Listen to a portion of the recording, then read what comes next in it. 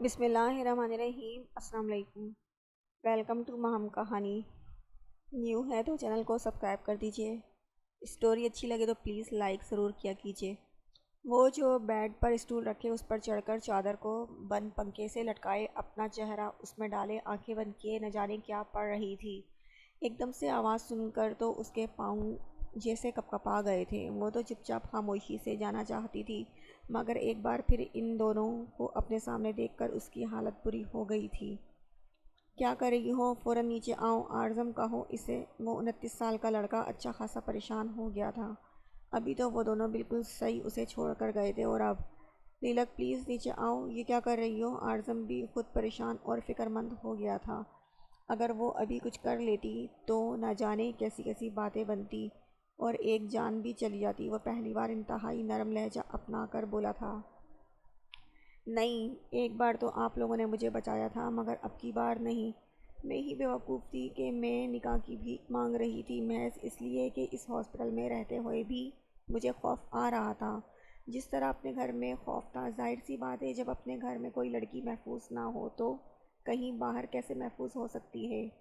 میں نہیں چاہتی کہ کوئی میرے ساتھ کھیلے، اس سے پہلے ہی میں اس دنیا سے جانا چاہتی ہوں، اور پلیز آپ دونوں یہاں سے جائیں۔ وہ اپنے لہجے کو بہت مضبوط بنا کر بولی تھی۔ بولتے بولتے اس کی آواز رند گئی تھی، جبکہ بھیگی نگاہیں اس کی جھکی ہوئی تھیں۔ او گاڈ، لیلک پلیز اپنی گردن سے ہٹاؤ یہ، ورنہ مجھ سے برا کوئی نہیں ہوگا، دامیر اب چلا کے بولا تھا۔ پسینے کی ننھی ننھی بوندیں اس کے ماتھے پہ جھلک رہی تھیں، جبکہ چہرے پر تاثرات خطرناک تھے، جیسے کسی قیمتی چیز کھونے کا ڈر ہو۔ آپ سے برا کوئی ہے بھی نہیں، اگر آپ اچھے ہوتے تو میری کہی ہوئی بات مان لیتے، مگر اب آپ نے دیر کر دی ہے۔ وہ مشکل خود کو سنبھالتی، وہ اس غفلت کی دنیا سے باہر آنا چاہتی تھی۔ اسے لگا تھا کہ پاؤں اسٹول پر پھسلا ہو۔ وہ دونوں پاؤں پھر سے جما کر چادر کو دونوں ہاتھوں میں تھام چکی تھی۔ کوئی دیر نہیں ہوئی ہے، تمہیں اپنی ماں کا بھی خیال نہیں ہے یار، وہ تمہارا انتظار کر رہی ہوں گی، اور کیوں بچوں جیسی حرکتیں کر رہی ہو؟ وہ جھنجھلا گیا تھا۔ سد شکر تھا کہ اعظم کمرے کا دروازہ لاک کر چکا تھا، ورنہ کوئی آ جاتا تو کیا بنتا۔ مجھے کسی کا خیال نہیں ہے، اور کروں کس کا خیال جس کا کوئی نہ ہو۔ آپ کیوں آئے ہیں یہاں؟ خود بھی جائیں اور انہیں بھی ساتھ لے کر جائیں۔ وہ جیسے آخری فیصلے پہ آ چکی تھی اور زور سے آنکھیں میچ لی تھی۔ میں کروں گا تم سے شادی، مگر تمہیں 5 سیکنڈ کے اندر اندر بیڈ پہ آنا ہوگا، سن رہی ہو میری بات؟ وہ اتنے عرصے سے خاموش رہ کر ان دونوں کو بحث کرتا دیکھ کر بولا تھا۔ نہ جانے کتنی سوچیں اس کے دماغ میں ابھری تھیں، مگر تمام سوچوں کو پس ڈال کر ایک ہی خیال آیا تھا۔ دامیر کی باتوں کا ہی اثر تھا کہ وہ اچھے سے نہ صحیح مگر کنونس ضرور ہوا تھا۔ مگر دامیر وہ لمحے کے 1000ویں حصے سے پہلے اپنی بند آنکھیں کھول چکی تھی، مگر چونک کے اعظم کی طرف دیکھا تھا۔ اس کی بھاری گمبھیر آواز کو وہ پہچان چکی تھی، مگر شوق کی صورتحال میں کہا تھا، کیا دامیر دامیر لگا رکھی ہے؟ میں نے کہا نیچے آؤ، ورنہ اپنے ہی ہاتھوں سے تمہارا گلا گھونٹ دوں گا۔ وہ دامیر کے نام پر ایک بار پھر چڑھا تھا۔ اچھا خاصا وہ اپنا تماشا بنوا چکی تھی۔ وہ اس کے بکھرے حلیے کو دیکھ دیکھ کر خار کھا رہا تھا، اور وہ دو لڑکوں کے سامنے بنا کسی دوپٹے چادر کے بکھرے بالوں کے ساتھ کھڑی تھی۔ مگر میں دامیر سے کروں گی نکاح، وہ اس کی تیز آواز پہ خوفزدہ ہو کر بولی تھی۔ فرمائشی پروگرام نہیں چل رہا یہاں، یا کسی مال میں نہیں آئی ہوئی کہ جو پسند آیا اس کو خرید لیا۔ وہ اس کے نئے شوشے پہ ماتھا پیٹ کے رہ گیا تھا۔ ماتھے پہ لکیروں کا اضافہ ہوا تھا، اور وہ لڑکی اس کا ضبط آزما رہی تھی۔ وہ دامیر آپ، وہ ابھی کچھ کہنے ہی لگی تھی جب اعظم نے آگے بڑھ کر اس کی ململی کلائی کو تھام کر جھٹکا دیا تھا کہ وہ سنبھل بھی نہ پائی تھی اور نیچے کو بیڈ پہ گرنے ہی لگی تھی، جب اعظم نے اسے کلائی کے بجائے اپنا ہاتھ کا شکنجے سے اس کے بازو کو جکڑا تھا کہ وہ لہراتی ہوئی سیدھی ہوئی تھی، اور ایک الٹا ہاتھ اس کے نم سرخ گال پہ دیا تھا کہ وہ اس درد کی شدت کو برداشت نہ کر پاتے ہوئے چیخی تھی۔ تبھی اعظم نے اس اسٹول کو ہٹا کر اسے بیڈ پہ دھکا دیا تھا اور بازو کی گرفت چھوڑ دی تھی۔ یہ سب کارروائی اتنی اچانک تھی کہ دامیر بھی کچھ نہ کہہ سکا۔ وہ اعظم کا جارحانہ عمل دیکھ کر تو وہ بھی شاک تھا۔ وہ جانتا تھا کہ وہ غصے والا ہے، مگر اتنا ہائپر ری ایکٹ کرے گا یہ کبھی نہیں سوچا تھا۔ اسے لیلک کی فکر ہوئی تھی۔ اسی فکر کے چکر میں وہ اعظم کو گھورتا ہوا بیڈ کی جانب بڑھا تھا۔ چلو بہت کر لی تم نے اس کی تیمارداری، اس لڑکی کے دماغ کے پرزے مجھے ہی ٹھیک کرنے ہوں گے، یہ تمہارے بس کا کام نہیں ہے، جاؤ اور مولوی کو لے کر آؤ 5 منٹ میں، تمہارے پاس صرف۔ وہ اس کی کلائی تھام کر اسے روکتا ہوا پھنکارا تھا کہ دامیر صرف اسے آنکھیں دکھا کے رہ گیا تھا، جانتا تھا کہ وہ بیچ میں بولا تو اعظم سے لڑائی ہو جائے گی، اور لڑائی وہ چاہتا نہیں تھا۔ دامیر کے جانے کے بعد وہ اس کی طرف مڑا تھا، جو چہرہ موڑے ایک ہاتھ گال پہ رکھے ہچکیوں سے رونے میں مصروف تھی۔ اس کا وجود ہچکیوں کی وجہ سے آہستہ آہستہ ہچکولے لے رہا تھا۔ وہ اس کے روتے وجود کو گہری نظروں سے دیکھتا موبائل نکال کے کچھ ٹائپ کرنے لگا تھا۔ یہاں تو سب کچھ اتنا ہائی ریٹ میں ہے بھائی، ہفتے کی ساری پاکٹ منی مجھے لگتا ہے لڑکے دیکھ اس میں کے چلی بولی جائے تھی، گی۔ وہ لیکن جب گرل اس نے بوٹیک اس میں کے کھڑی ریٹ دیکھے ایک سوٹ کو ڈبی میں 7999 PKR تو اس کی آنکھیں کھلی کی کھلی رہ گئی تھی۔ لیکن سوٹ نے اس کا جی چرا لیا تھا۔ سلور 3 پیس جدید کڑھائی سے تراشا سوٹ واقعی اسے بھایا تھا۔ اتفاق سے مہل کا پسندیدہ کلر بھی یہی تھا، مگر وہ اسی کشمکش کا شکار تھی کہ لے یا نہ لے۔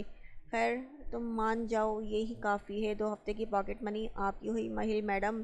اس نے آخری فیصلہ کرتے ہوئے آخر سوچ ہی لیا تھا کہ لے لیا جائے۔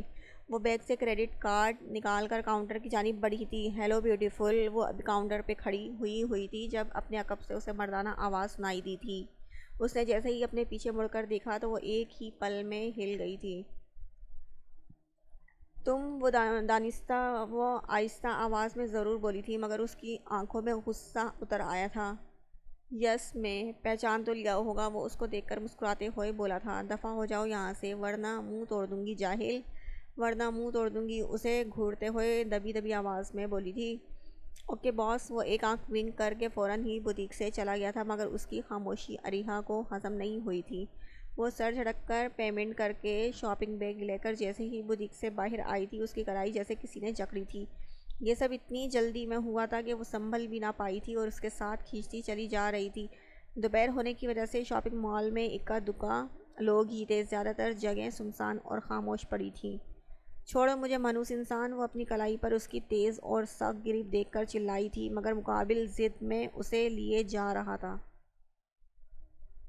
بہت اکڑ ہے نا تم لڑکیوں میں، 45 کلو تم لوگوں کا وزن پورا نہیں ہوتا اور ہم سے مقابلے کرنے چلی آتی ہو۔ ابھی دیکھنا کیا کرتا ہوں تمہارے ساتھ۔ وہ لمحہ بھر رک کر اس سے طیش کے عالم میں بولا تھا، جبکہ اریحا اس کے لفظ سن کر بے ہوش ہونے کو تھی۔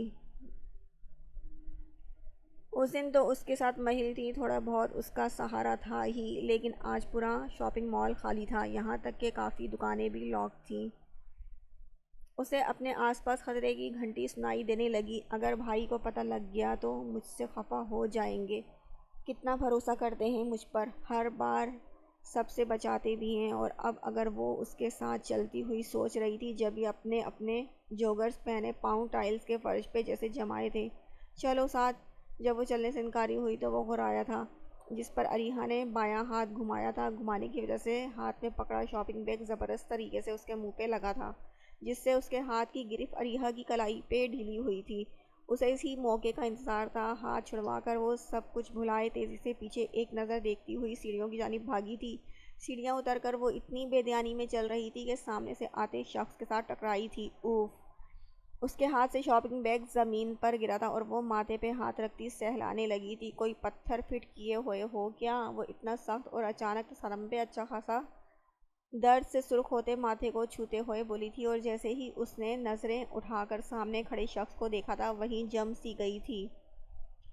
مہرون جینس پر وائٹ ٹی شرٹ پہنے، وہ ایک ہاتھ میں موبائل اور گاڑی کی کیز پکڑے اسے دیکھ نہیں اس کو گھور رہا تھا۔ اس کی نظریں اسے اپنے وجود کے آر پار ہوتی ہوئی نظر آئی تھیں، جبکہ وہ اس کے گھورنے پہ مشتعل ہو کر رہ گئی تھی۔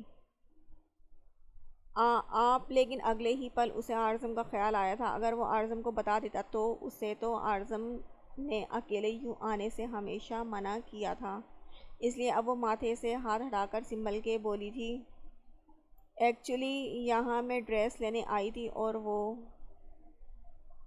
وہ ابھی کچھ کہتی کہ پیچھے قدموں کی آواز پہ اس کی ہاتھوں کی ہتھیلیاں نم ہوئی تھیں، اور یہ میرے ساتھ آئی تھی۔ اریحا تم جلدی کے چکر میں تو یہ ڈریس بھول ہی گئی، یہ ضرور لے کر جاؤ اور کل یونہی یہی پہن کے آنا۔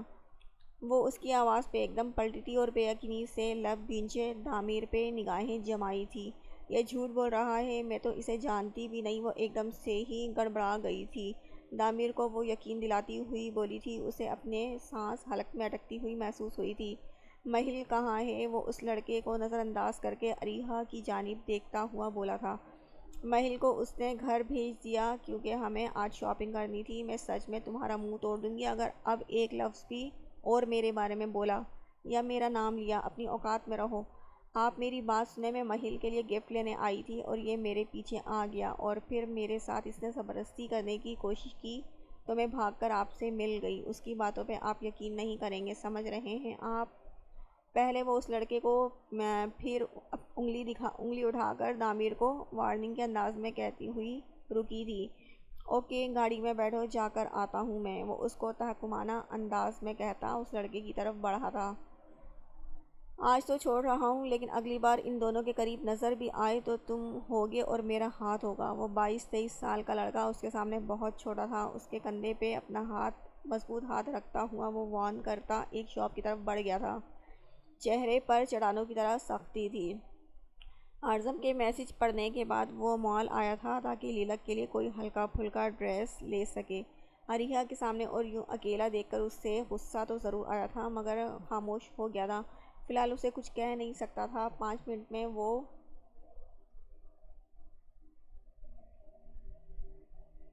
2 ڈریس اور ایک سلیپر کا شاپر لے کر شاپ سے نکل گیا تھا۔ شاپنگ مال سے باہر آ کر وہ پارکنگ ایریا میں اپنی گاڑی تک پہنچا تھا مگر اسے وہ گاڑی کے باہر ہی نظر آئی تھی۔ دامیر بھائی، میں سچ کہہ رہی ہوں، آپ کو مجھ پہ یقین ہے نا؟ آئی سوئر میں اسے سچ میں نہیں جانتی۔ وہ جیسے ہی پھر سے سامنے آیا تھا وہ پھر سے صفائیاں دینے لگی تھی۔ یہ نہیں تھا کہ وہ اس سے ڈرتی ہے مگر اعظم کا اسے حد سے زیادہ خیال تھا اور وہ نہیں چاہتی تھی کہ کوئی بھی انسان چاٹ مسالہ لگا کر بات اس کے بھائی سے لگائے، مگر وہ تو اس کے دامیر بھائی پہ ہی اٹک گیا تھا۔ اوکے ناؤ ڈراپ سین، وہ اس کے سرخی مائل چہرے کو دیکھتا ہوا سنجیدگی سے بولا تھا جو دھوپ کی تپش سے کچھ زیادہ ہی لال ہو گیا تھا۔ نہیں، میں بس سے چلی جاؤں گی، آپ جائیں، وہ قطعی منع کرتی ہوئی بولی تھی۔ شور، وہ اسے ایک لفظ کہہ کر اب گاڑی کا دروازہ کھول کے اندر بیٹھ چکا تھا اور لمحے میں ہی گاڑی زن سے دوڑا کے لے گیا تھا۔ اتنا روڈ بیہیو، ایک بار بھی یہ نہیں کہا کہ چھوڑ دیتا ہوں، اور چہرہ کیسا لال کر رکھا تھا جیسے بلش لگایا ہو۔ وہ چہرے پہ آیا پسینہ ٹشو سے صاف کرتی ہوئی بس اسٹاپ کی طرف بڑھی تھی۔ اٹھو، بہت رو لیا تم نے، چینج کر کے آؤ۔ وہ جو آنکھیں موندے لیٹی ہوئی تھی اس کی گرجدار آواز پر اس نے آنکھیں بند کھولی تھی اور ساتھ میں اٹھ کر بیٹھ گئی تھی۔ اپنے سامنے پیکٹ دیکھ کر اس نے اعظم کی طرف چور نظروں سے دیکھا تھا۔ تبھی پہلی دفعہ اس کی نظریں اس سے ملی تھی مگر اگلے ہی لمحے وہ نظریں چرا گئی تھی جیسے کوئی چوری پکڑ لی گئی ہو، اور دوسرے ہی لمحے وہ پیکٹ اٹھا کر کمرے سے منسلک باتھ روم کی طرف بھاگی تھی، لیکن پاؤں سلپ ہونے کی وجہ سے وہ ایک دم سے زمین پہ بیٹھی تھی۔ کچھ دیر پہلے اس سے ہی پانی کا گلاس اس کے کپڑوں اور فرش پہ گرا تھا، یہ اس کا ہی نتیجہ تھا کہ وہ سلپ ہو گئی تھی۔ دھیان سے وہ کرسی پہ بیٹھا صرف اتنا ہی بول سکا تھا، کھا نہیں جاؤں گا تمہیں۔ وہ اس کی جلد بازی پہ ماتھے پہ بل ڈال کے رہ گیا تھا۔ لیلک نے اس کی آواز پہ سر اس بات میں ہلاتے ہوئے اٹھنے کی کوشش کی تھی مگر اسے اپنے پاؤں میں شدید درد محسوس ہوا تھا۔ اس درد کو پس میں ڈالے وہ ہمت کر کے اٹھی تھی۔ یہ درد تو اس کے دردوں کے آگے کچھ بھی نہیں تھا۔ 5 منٹ بعد وہ اچھے سے فریش ہو کر چینج کے ساتھ باتھ روم سے باہر نکلی تھی۔ اس کا زردی مائل چہرہ فریش ہونے کے بعد کافی بہتر ہو گیا تھا۔ ماتھے پہ لگے زخم بھی سدھار کی طرف تھے جبکہ چہرے پر لگی چھوٹی موٹی چوٹیں صحیح ہو چکی تھی، لیکن چینج کرتے وقت اسے اپنی کمر اور کندھے پہ اچھے خاصے گھاؤ کا درد محسوس ہوا تھا۔ کچھ وقت لگنا تھا، یہ بھی بھر ہی جانے تھے۔ دوپٹہ سر پر لو، وہ اس کو دوپٹہ ہاتھ میں لاتا دیکھ کر افسوس سے اس کی طرف دیکھتا بولا تھا۔ کیمل کلر کے ایمبرائڈری شرٹ اور شلوار میں وہ کافی تر و تازہ اور نکھری ہوئی لگی تھی۔ اس پر ایک نگاہ ڈالتا وہ کرسی سے کھڑا ہو گیا تھا۔ دوپٹہ لو اچھے سے اور بیٹھو، مولوی صاحب آ رہے ہیں، وہ کوٹ اتار کر سنگل بیڈ پہ ڈالتا ہوا بولا تھا، اور شرٹ کے اوپری 2 بٹن کھولے تھے جیسے کھلی فضا چاہتا ہو۔ ویسے بھی اس کمرے کے ماحول کا اور کچھ حالات کا ایسا اثر تھا کہ اسے اپنا دم گھٹتا ہوا محسوس ہوا تھا۔ کچھ دیر بعد مولوی صاحب اندر آئے تھے۔ لیلک شاہ، کیا آپ کو نکاح قبول ہے؟ وہ پتہ نہیں کیا کیا بول رہے تھے، اسے سمجھ نہیں آ رہا تھا۔ اب تک وہ ڈراموں میں ہی یہ سین دیکھتی آئی تھی، مگر جب اس کے سامنے یہ الفاظ بولے گئے تو اس کی آنکھوں سے گرم سیال بہنے لگا، جبکہ ہاتھ میں پکڑا پین نیچے گرا تھا۔ اب مر گئی ہو گیا، بولو بھی۔ اس کے برابر میں بیٹھا وہ اس کے جواب کے انتظار میں غصے کو قابو پاتے ہوئے درشتگی سے بولا تھا، جبکہ لیلک نے اپنی بھیگی پلکیں اٹھا کر اس کی سرخ آنکھوں میں دیکھا تھا، جہاں غصہ، شدید نفرت، بیزاری، بے حسی سب کچھ تھا۔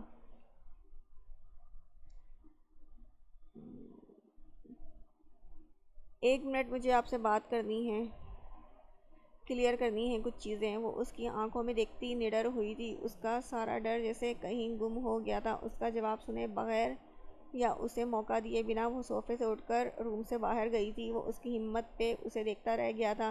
ایک تھپڑ کھا کر بھی اس کی ہٹ دھرمی ختم نہیں ہوئی تھی، اور ضدی تو وہ اسے بے پناہ لگی تھی، جو اسے حکم دے کر تحکمانہ انداز اپنا کر جا چکی تھی۔ اس کی نظر سامنے کرسی پہ بیٹھے مولوی صاحب پہ گئی تھی، جو آڑی ترچھی نگاہوں سے اسے دیکھ رہے تھے جیسے کوئی گڑبڑ ہو، جبکہ دامیر کے تاثرات بھی کچھ ایسے ہی تھے۔ دامیر کو اس پہ افسوس ہوا تھا، اس کی وجہ سے اس نے اتنا بڑا قدم اٹھایا تھا، وہ نہ چاہتے ہوئے بھی اس کا احسان مند ہو گیا تھا۔ وہ مولوی صاحب کو 1 منٹ کا کہہ کر سخت تاثرات کے ساتھ کمرے سے باہر نکلا تھا۔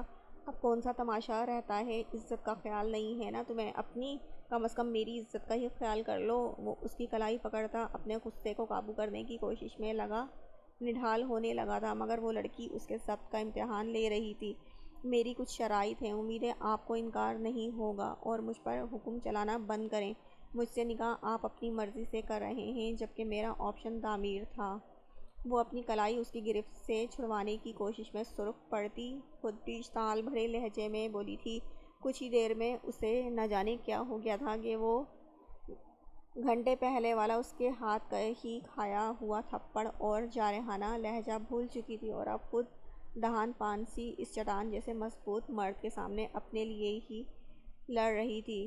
اسپیک اپ مس لیلک شاہ، باقی صرف تنہائی کے 2 گھنٹے کی بات ہے کہ کس طرح تمہاری یہ چلتی ہوئی زبان اور اکڑ کو ختم کرتا ہوں۔ وہ اس کی کلائی پر انگلیاں گاڑے اس کی آنکھوں میں دیکھتا لفظ چبا چبا کے بولا تھا۔ اس کے ایک ایک لفظ میں وارننگ تھی۔ لیلک اس کے معنی خیز جملوں اور لفظوں سے زمین میں جیسے گڑ گئی تھی۔ اسے ہاسپٹل یا موقع کا بھی لحاظ نہیں تھا، اس کا بے باک انداز ناگوار گزرا تھا، لیکن جیسے جیسے اپنی شرطیں رکھنا شروع کی تھی ویسے ویسے اعظم کا دماغ گھومنے لگا تھا۔ وہ لڑکی اس طرح اس کی تذلیل کرے گی اس نے نہیں سوچا تھا، مگر وہ بھی اعظم لاشاری تھا۔ اس سے ایک ایک شرط کا بدلہ سود سمیت لینے کا خود سے وعدہ کرتے ہوئے وہ اس کی شرطوں پہ اثبات میں سر ہلاتا ہوا اس کی کلائی چھوڑ چکا تھا۔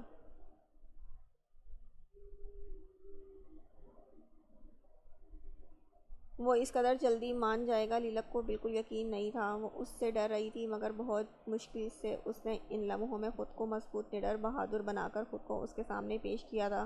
اگر ابھی بزدلی دکھاتی تو ساری زندگی اس سے دب کر رہنا پڑتا، مگر قسمت کو کیا منظور تھا، اس کا فیصلہ وہ اکیلی نہیں کر سکتی تھی۔ وہ دماغ میں آتی تمام سوچوں کو چھٹک کر چہرہ صاف کرتی، دوپٹہ صحیح سے سر پہ لگاتی، اندر روم کی جانب بڑھی تھی اور اعظم کے برابر میں جا کر ٹک گئی تھی۔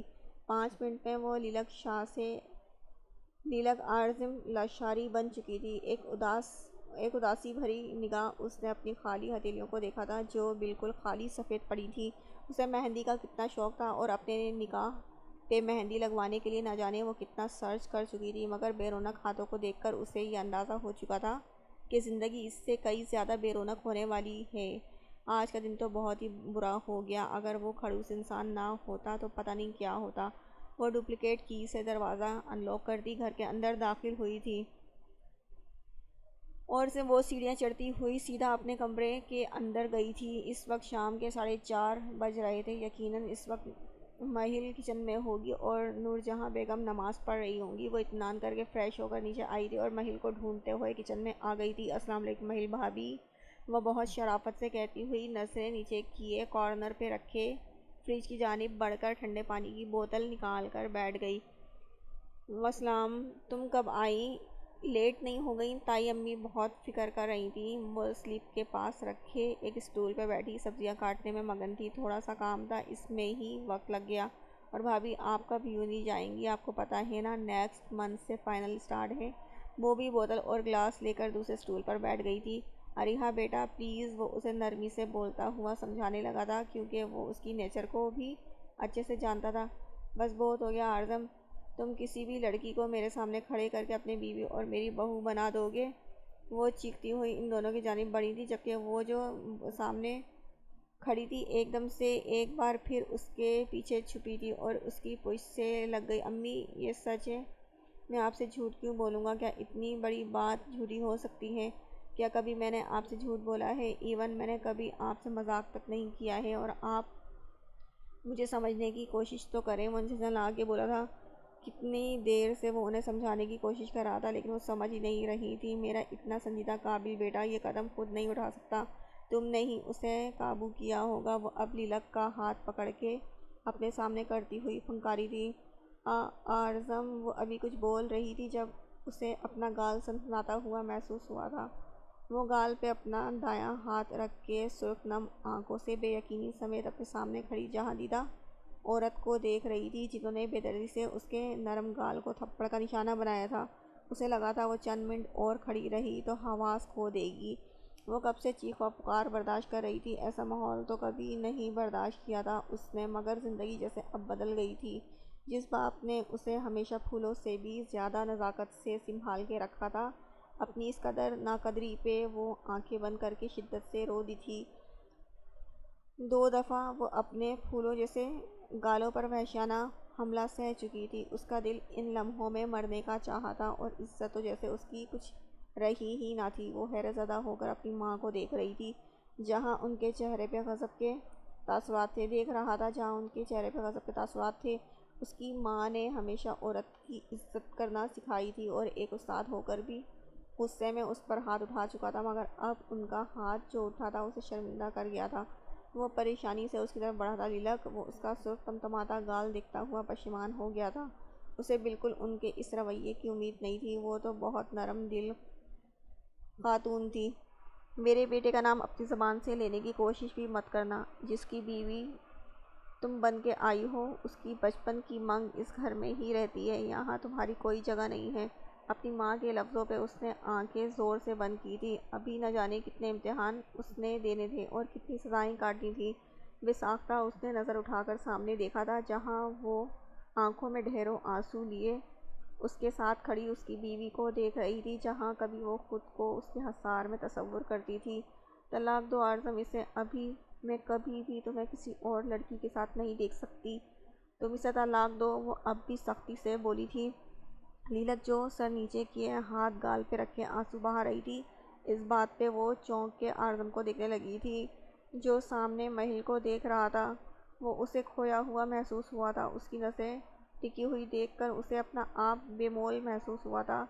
سر ویسے ہی دکھنے لگا تھا۔ ابھی اس کی طبیعت بھی پوری طرح سے ٹھیک نہیں تھی، مگر وہ خود ہاسپٹل سے جان بچانا چاہتی تھی، اور اب اس حالت اور گھٹن زدہ ماحول میں اسے چکر آنے لگے تھے۔ کچھ لاؤنج میں گرمی بھی اس قدر تھی، یا وہ اس گرمی کی عادی نہیں تھی؟ بھائی امی کیا کہہ رہی ہیں؟ ختم کریں اس سے سب۔ سفید نازک کم عمر لڑکی کو اعظم کے برابر میں دیکھ کر اس کی آگ کسی طرح ختم نہیں ہو رہی تھی۔ مہل اس کے دل کے حد سے زیادہ قریب تھی، یہی وجہ تھی کہ وہ اسے انتہائی زہر لگ رہی تھی۔ اریحا جاؤ اپنے کمرے میں۔ وہ اریحا کے بار بار اس معاملے میں بولنے پر غصے سے دہاڑا تھا۔ اسے اس طرح اس کا بولنا بالکل نہیں پسند آیا تھا۔ جہاں اریحا اس کے اس بار ریش رویے پہ چونکی تھی، وہیں لیلک سر پہ ہاتھ رکھتے دھڑم سے ٹائلز کے فرش پہ زمیں بوس ہوئی تھی۔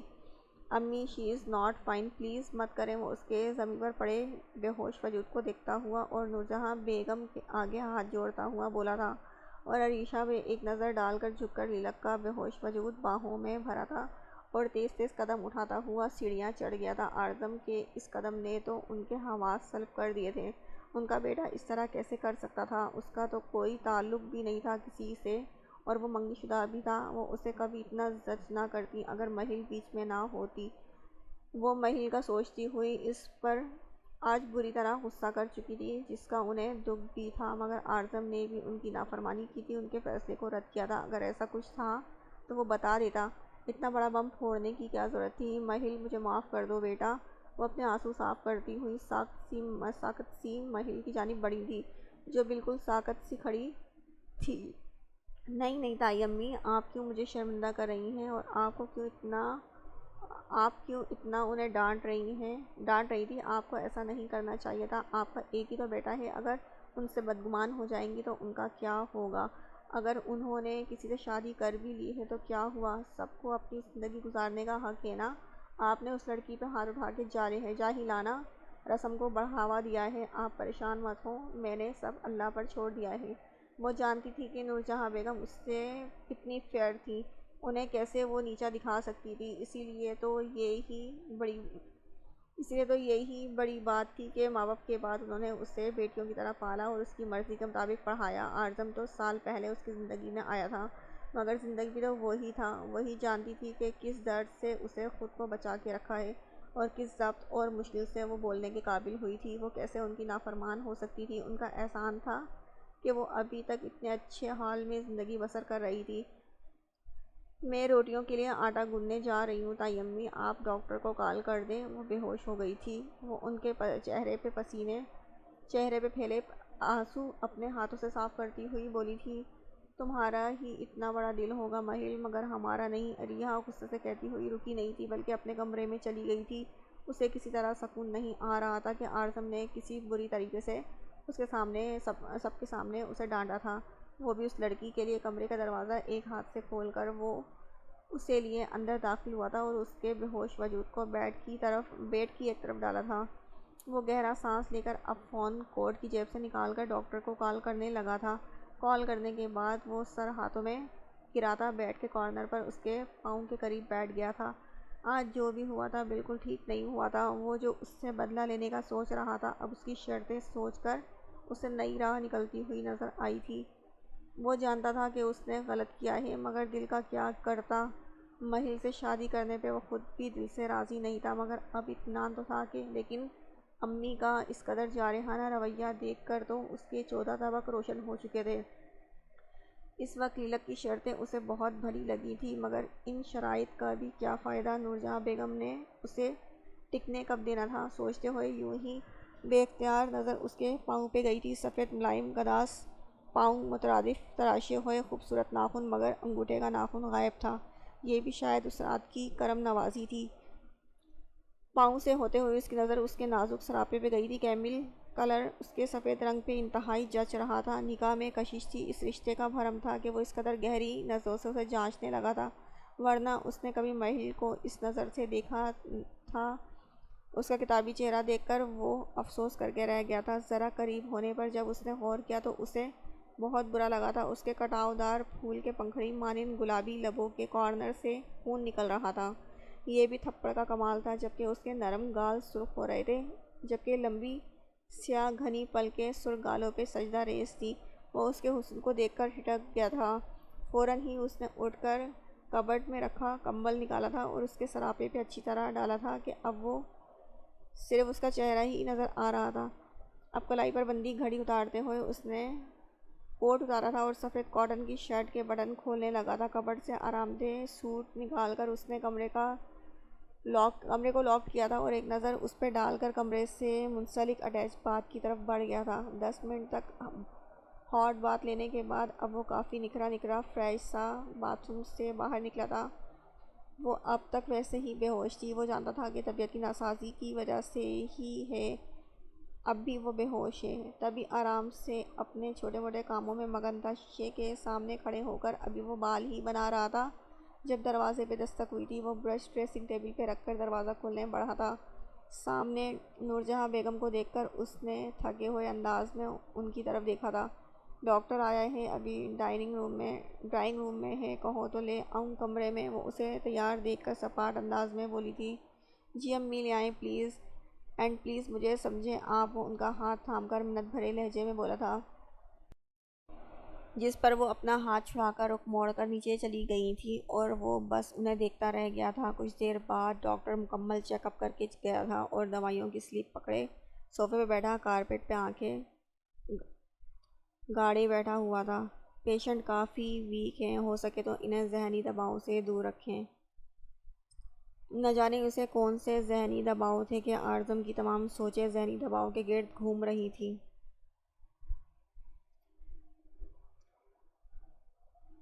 وہ سلپ اور گاڑی کی چابیاں اٹھاتا ہوا کمرے سے باہر نکل گیا تھا۔ اس کا ارادہ میڈیکل سٹور کی جانے کا تھا۔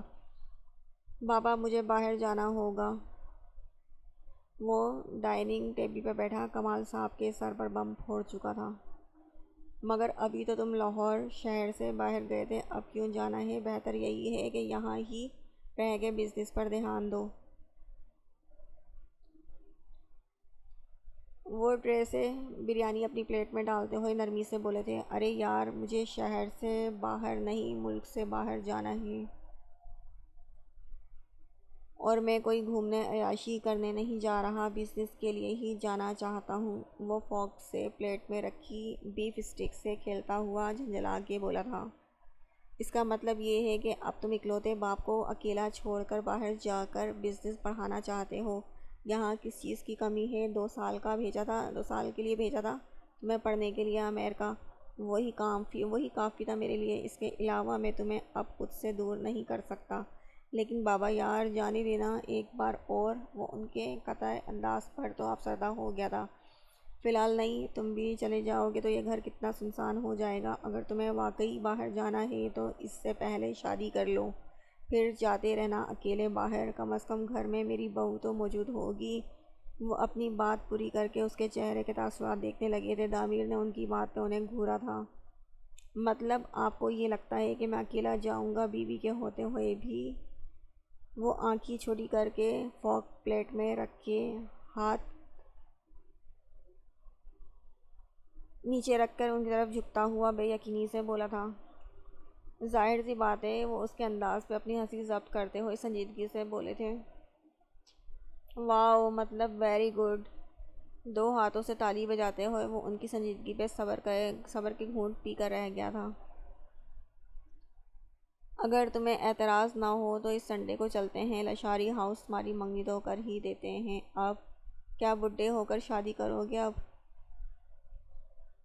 وہ اس کی بات کو اگنور کرتے ہوئے نیا ٹاپک اٹھا لے آئے تھے۔ دامیر نے ان کی بات پہ سر جھٹکا تھا، نہیں یار بابا، فی الحال رک جائیں، آپ 2 مہینے بعد دیکھتے ہیں۔ وہ اب واپس کھانے کی طرف متوجہ ہو گیا تھا۔ اور کتنا انتظار کرنا ہوگا دامیر؟ اس عمر میں لڑکوں کے 2 بچے ہوتے ہیں اور ایک تم ہو، سب کچھ ہوتے ہوئے بھی شادی پہ آمادہ نہیں ہو رہے ہو۔ یہ کیا مسئلہ ہے اب؟ وہ اس کے انکار پہ تب ہی اٹھے تھے۔ کب سے وہ یہی بہانہ کیے جا رہا تھا، بابا ابھی وہ پڑھ رہی ہے، بابا ابھی وہ پڑھ رہی ہے، کم از کم اس کا 4th ایئر ہونے دے، پھر بات کیجیے گا۔ تمہارا مطلب ہے اب 1 سال اور انتظار کرنا ہوگا؟ اور جب تک اعظم یا تمہاری تصورات کی ساس نے کہیں اور فکس کر دیا تو پھر کیا ہوگا؟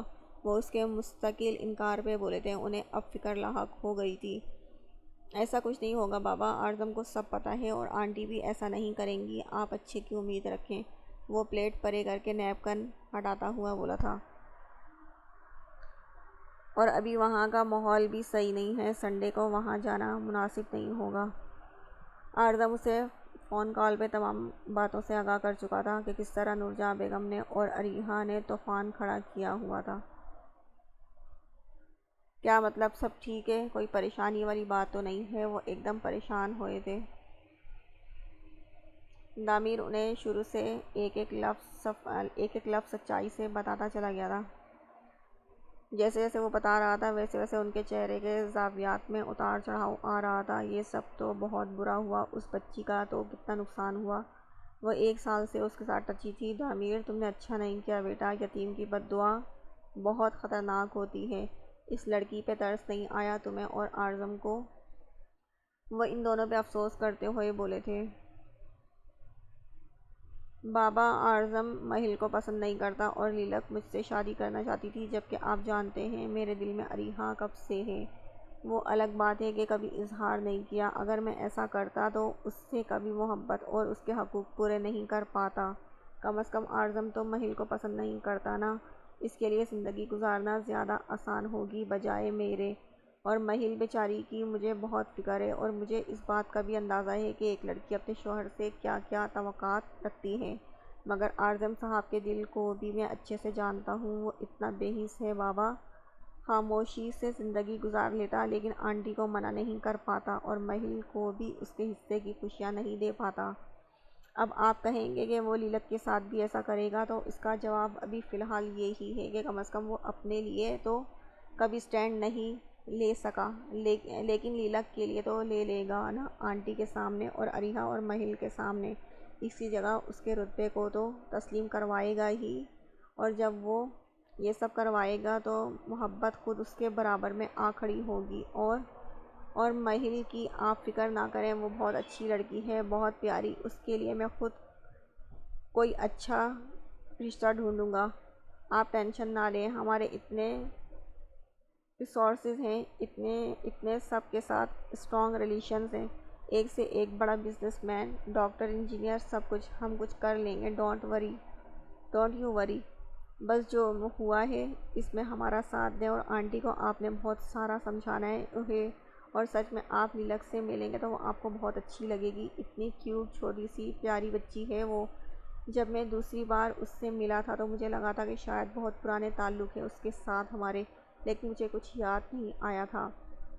خیر آپ آنٹی کو بہت زیادہ کنونس کر سکتے ہیں، وہ انہیں ایک لمبی تفصیل دیتا ہوا بولا تھا، اور ٹھنڈے پانی کا گلاس ایک سانس میں ہی پی گیا تھا۔ تمہارے پاس ہر بات کا جواب ہے، کیوں نہ تم ہی انہیں سمجھا دو۔ وہ اس کی اتنی لمبی تفصیل سن کر آگے کچھ نہ کہہ سکے تھے۔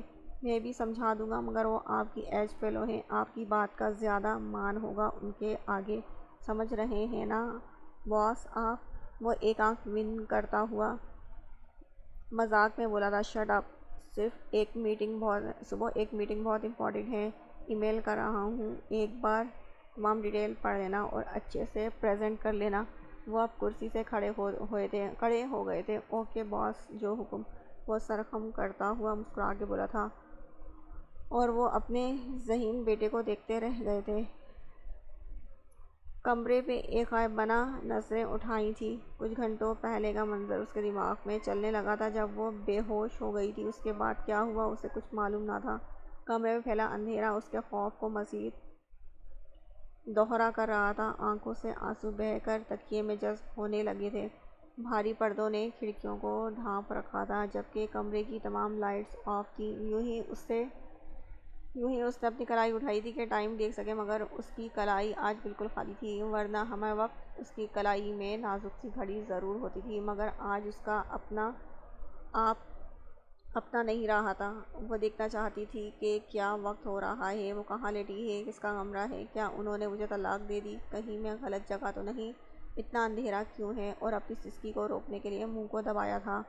سب اچھے بچے اپنی ممی کا کہنا مانتے ہیں، وہ بھی مان لیں گے۔ وہ ہتھیلی سے آنسو صاف کرتی ہوئی سوچنے لگی تھی، نہیں میں انہیں منا لوں گی۔ کیسے منا لوں گی؟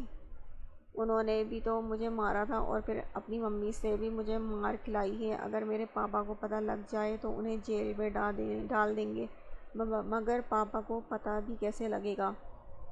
پاپا دیکھ رہے ہیں نا آپ کی غیر موجودگی میں میرے ساتھ کتنا گندا ہوا ہے، کبھی آپ نے جاننے کی کوشش ہی نہیں کی۔ وہ کرب سے سوچتے ہوئے آنکھیں موند گئی تھی۔ میں انہیں راضی کر لوں گی، میری فرینڈز کہتی تھیں کہ میں کسی کو بھی کنونس کر سکتی ہوں، کوشش تو کر سکتی ہوں۔ وہ ابھی سوچ ہی رہی تھی جب دروازہ کھلنے کی آواز آئی تھی۔ اس نے خوف سے سامنے دروازے کی طرف دیکھا تھا، جہاں سے شاید کوئی اندر داخل ہوا تھا۔ کچھ لمحے گزرنے کے بعد کمرہ ایک دم روشنیوں میں نہا گیا تھا۔ لیلک نے اتنی روشنی دیکھ کر فوراً سے آنکھیں بند کی تھیں، جیسے اچانک سے روشنیاں پھیل جانے سے اسے درد ہوا ہو۔ پھر کچھ لمحے بعد اس نے دوبارہ آنکھیں کھولی تھیں، لیکن بیڈ کے آگے اسے خاموش کھڑا دیکھ کر اس کی آنکھوں سے ایک بار پھر آنسو بہنے لگے تھے۔ خوف تھا کہ ایک بار پھر اور آیا تھا۔ اٹھ گئی، وہ نارمل انداز میں کہتا ہوا، اپنی تمام پریشانی پشت پر رکھے وہ اس کی جانب بڑھا تھا اور اس کے قریب بالکل اس کے سامنے بیڈ پہ بیٹھ گیا تھا، اپنا ہاتھ جھک کر اس کے ماتھے پہ رکھا تھا، جو اب بھی نیم گرم تھا۔ اب کیوں رو رہی ہو؟ یہ سب تمہارے لیے سرپرائز گفٹ تھا۔ اچھی لڑکیوں کی طرح اٹھو، فریش ہو، کھانا کھاؤ اور سو جاؤ، 9 بج رہے ہیں۔ وہ اس کا زردی مائل آنسوؤں سے تر چہرہ دیکھ کر افسوس سے بولا تھا۔ سیاہ ہلکے آنکھوں کے نیچے بے حد نمایاں تھے۔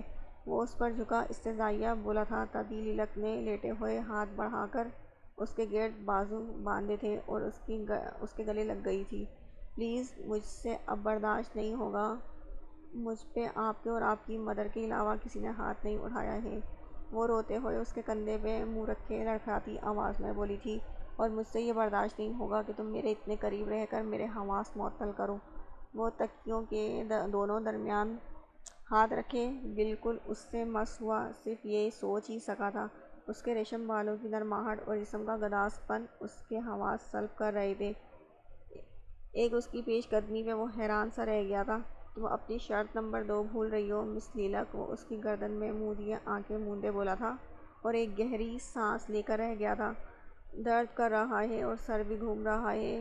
وہ مزید اس کی کمر پہ اپنی نازک چیک رکھے ہاتھوں کی گرفت مضبوط کرتی ہوئی بچوں کے انداز میں بولی تھی۔ نہ جانے کتنے دن بعد اس نے کسی پرفیوم کی مہک اپنے قریب محسوس کی تھی۔ اعظم کے وجود سے اٹھتی مسحور کن خوشبو اس کی طبیعت پہ خوبصورت اثر ڈال رہی تھی۔ اس کا بس نہیں چل رہا تھا کہ اسے لیے وہ ایسے ہی لیٹی رہے، اور مجھے اپنا سانس رکتا ہوا محسوس ہو رہا ہے۔ اعظم کے دل نے دہائی دی تھی، میں نے تم پہ خود سے ہاتھ نہیں اٹھایا تھا۔ تمہاری اس وقت حرکت ہی ایسی تھی کہ میرا دل تمہیں اپنے ہاتھوں سے ختم کرنے کا چاہا تھا، اور امی کا صرف ایک ری ایکشن تھا اس ری ایکشن کا جو ہم نے آج کیا ہے۔ بہرحال آئندہ سے ایسا نہیں ہوگا۔ وہ اب بھی آنکھیں بند کیے خود سے عہد کیے نرمی سے بولا تھا۔